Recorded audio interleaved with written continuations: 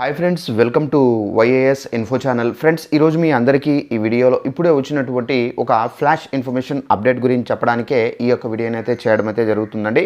So ఆ flash information update ఏంటంటే, మన యొక్క ఏపీ రాష్ట్ర వ్యాప్తంగా ప్రతి నెల ఎవరైతే పెన్షన్లు తీసుకుంటున్నారో వీరందరూ ఏప్రిల్ 1వ తేదీన ఈ తప్పు అనేది చేయకండి అని చెప్పేసి ప్రభుత్వం అయితే చెబుతున్నారు. అయితే ఏ తప్పు చేయకూడదు ఏంటి అనేది మీకు లైవ్లో అయితే తెలియజేస్తాను. ఈ వీడియో నచ్చినట్లయితే లైక్ చేసుకోండి. అలాగే మన ఛానల్ని ఎవరైనా సబ్స్క్రైబ్ చేసుకోకుండా వీడియో చూస్తున్న వారు ఉంటే కనుక వెంటనే ఛానల్ కూడా సబ్స్క్రైబ్ చేసుకొని ఫాలో అవుతానండి. ఇక ఆ వివరాలను తెలుసుకుందాము. మన యొక్క ఏపీ రాష్ట్ర వ్యాప్తంగా ఏంటంటే మనకు చాలామంది పెన్షన్లు అనేవి రద్దు చేస్తూ వస్తున్నారండి ప్రభుత్వము. అయినప్పటికీ ఏంటంటే ప్రభుత్వం ఏం చెప్తున్నారంటే, ఇలాంటి తప్పు చేస్తే కనుక మీకు కూడా ఇదే శిక్ష అనేది విధిస్తామని చెప్పేసి ప్రభుత్వం అయితే చెబుతున్నారు.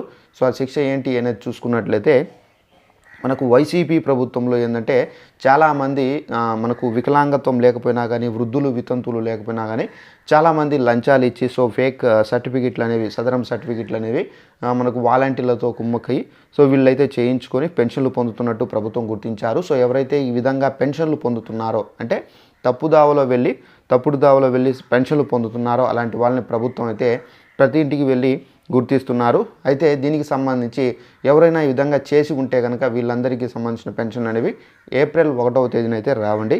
సో ఎవరైనా ఈ విధంగా చేయకుండా ఉండి, అంటే ఇలాంటి తప్పు చేయకుండా ఉంటే కనుక వారికి పెన్షన్ అనేది ప్రతి నెల ఏ విధంగా ఇస్తున్నారో అదే విధంగా అయితే ఇస్తారు.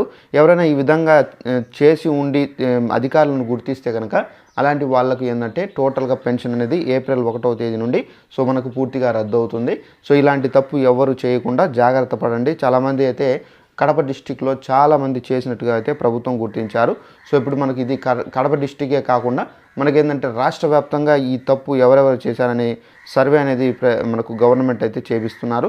సో ఈ సర్వేలో అయితే ప్రభుత్వం ఈజీగా గుర్తిస్తారు ఎవరెవరు చేశారు ఏంటనేది. సో దీని ద్వారా ఏంటంటే మనకు ఈజీగా తెలుస్తుంది సో తప్పు అనేది ఎక్కడ జరిగింది ఏంటనేది.